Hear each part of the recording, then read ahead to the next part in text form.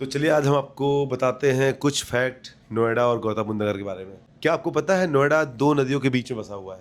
ये बात मैं इसलिए बता रहा हूँ कि 2 नदियों के बीच में बसा होने की वजह से यहाँ पे लैंड लिमिटेड है। यमुना और हिंडन के बीच में होने से लैंड लिमिटेड है और जहाँ पे लैंड लिमिटेड होती है वहाँ पे सप्लाई लिमिटेड होती है। जब सप्लाई लिमिटेड होती है तो उसकी डिमांड होती ही होती है। फ्यूचर कोर्स ऑफ टाइम में आप देखेंगे नोएडा की डिमांड रहेगी रहेगी। ये एक पॉइंट हुआ। अब दूसरे फैक्ट की बात करें कि गौतम बुद्ध नगर में बेसिकली और अगर गाजियाबाद को भी जोड़ ले तो इन दोनों डिस्ट्रिक्ट्स में जितने इंस्टीट्यूशंस हैं, जितने यूनिवर्सिटीज हैं, उतने यूनिवर्सिटीज यूपी के किसी भी क्षेत्र में नहीं है। इसका एडवांटेज क्या है इस मार्केट को?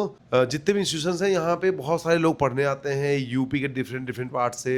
इवन इंडिया, अक्रॉस इंडिया से लोग आते हैं पढ़ने के लिए और पढ़ने के बाद 20 से 25% लोग यहीं के होके रह जाते हैं। तो उन लोगों की वजह से जो फ्यूचर कोर्स की डिमांड है वो ऑलवेज बनी रहेगी। शायद आप भी इस चीज से एग्री करते होंगे। और उसके बाद तीसरी बात ये थी कि नोएडा अथॉरिटी ने जैसे प्लॉट पे ऑक्शन कराने स्टार्ट किए हैं। ऑक्शन के साथ जब प्लॉट आता है तो करीबन ऐसे मानिए कि 150 करोड़ का प्लॉट 300 करोड़ में अलॉट होता है डेवलपर को। उसके बाद बाकी खर्चे जोड़ के जब कोई प्रोडक्ट लॉन्च होता है तो उसका प्राइस कहीं से कहीं पहुंच जाता है। जबकि वही प्लॉट अगर ऑक्शन न करके लॉटरी में निकाला जाए, हाँ, लॉटरी में शामिल होने के लिए जिन डेवलपर्स को आपको बुलाना है, कॉल करना है, उनकी एक ऐड कर दीजिए कि भाई इतनी एलिजिबिलिटी चाहिए, जिनके पास इतनी एलिजिबिलिटी है वो इसमें अप्लाई कर सकते हैं, वो लॉटरी में शामिल हो सकते हैं।